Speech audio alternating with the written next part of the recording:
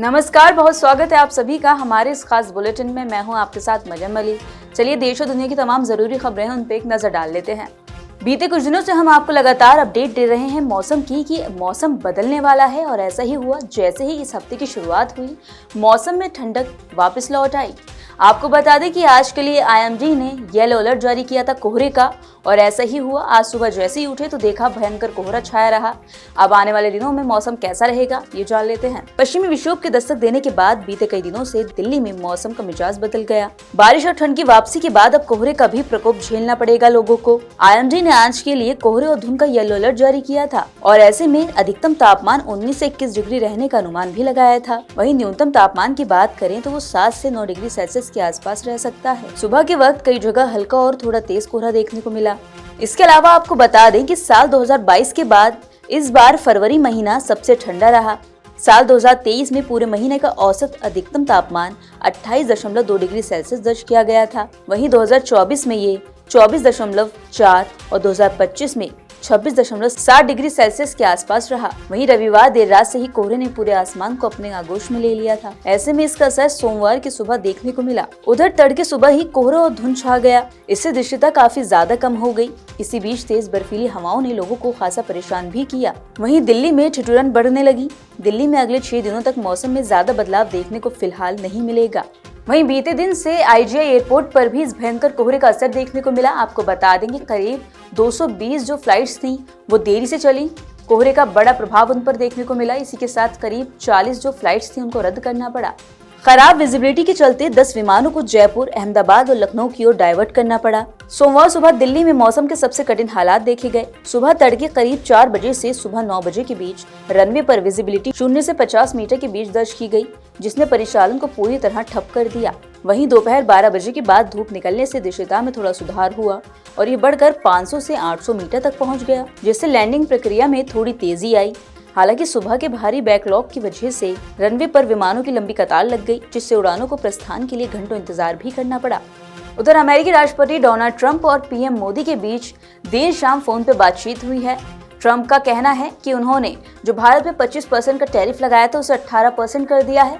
अब क्या है पूरी कहानी, ये आपको बताते हैं। प्रधानमंत्री नरेंद्र मोदी और डोनाल्ड ट्रंप के बीच जो बातचीत हुई, इसके बाद ट्रंप ने दोनों देशों के बीच एक तत्काल व्यापार समझौते की घोषणा कर दी। इसके तहत भारत पर लगाए गए अमेरिकी पारस्परिक टैरिफ को मौजूदा 25% से घटाकर 18% करने का ऐलान भी कर दिया। ट्रंप ने यह भी दावा किया कि भारतीय प्रधानमंत्री ने अमेरिकी उत्पाद खरीदने को लेकर प्रतिबद्धता दिखाई, और अमेरिका से भारत 500 अरब डॉलर मूल्य के ऊर्जा, प्रौद्योगिकी, कृषि व कोयला और साथ ही अन्य अमेरिकी उत्पादों की ओर अधिक खरीद करेगा। दोनों नेताओं के बीच व्यापार, रूस यूक्रेन युद्ध, ऊर्जा सहयोग जैसे कई महत्वपूर्ण मुद्दों का जिक्र भी हुआ। वहीं ट्रंप ने पोस्ट में लिखा, प्रधानमंत्री मोदी उनके सबसे अच्छे दोस्तों में से एक हैं, और दोनों नेताओं ने दोस्ती व सम्मान के आधार पर ही समझौता किया है। ट्रंप ने यह भी लिखा कि वो पीएम मोदी की मांग पर भारत पर लगाए गए पारस्परिक शुल्क को घटाने को तैयार हैं। ट्रंप की तरफ से इस पोस्ट पर रात 11 बजे तक भारतीय विदेश मंत्रालय की तरफ से कोई स्पष्टीकरण नहीं आया था, लेकिन बाद में प्रधानमंत्री मोदी ने एक्स पर पोस्ट में बातचीत की पुष्टि कर दी।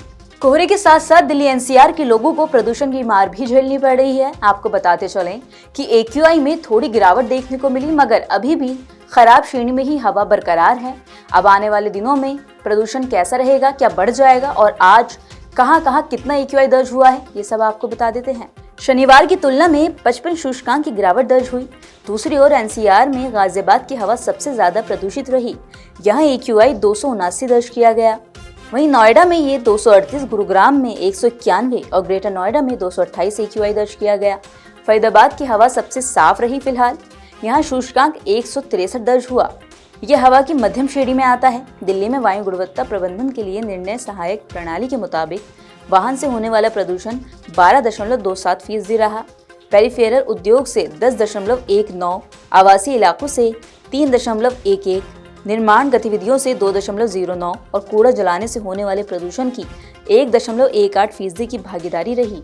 उधर शाम 4 बजे हवा में PM10 की मात्रा 166.2 और PM 2.5 की मात्रा 94 माइक्रोग्राम प्रति घन मीटर दर्ज की गई। वहीं केंद्रीय प्रदूषण नियंत्रण बोर्ड का पूर्वानुमान है कि बुधवार तक हवा इसी श्रेणी में बरकरार रहेगी। वहीं जम्मू कश्मीर के अनंतनाग जिले में कई गौशालाओं में आग लग गई। आग इतनी भयंकर थी कि उसने इलाकों को भी अपनी चपेट में ले लिया। वहीं मौके पर फायर ब्रिगेड भी पहुंची, लेकिन अभी तक आग लगने के कारणों का पता नहीं लगाया गया है। भीषण आग को देखते हुए स्थानीय प्रशासन और फायर ब्रिगेड विभाग ने तत्काल प्रतिक्रिया दी।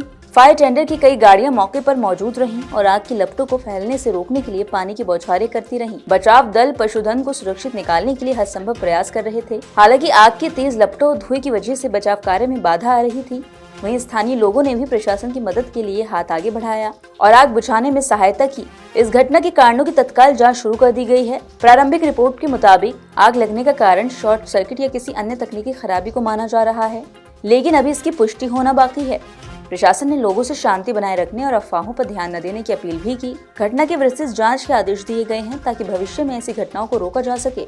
तो ये थी वो तमाम जरूरी खबरें जो हमने आपको दिखाई। इन खबरों का अपडेट भी लगातार हम आपको देते रहेंगे, लेकिन उसके लिए आपको जुड़े रहना होगा नवोदय टाइम्स पंजाब केसरी के साथ।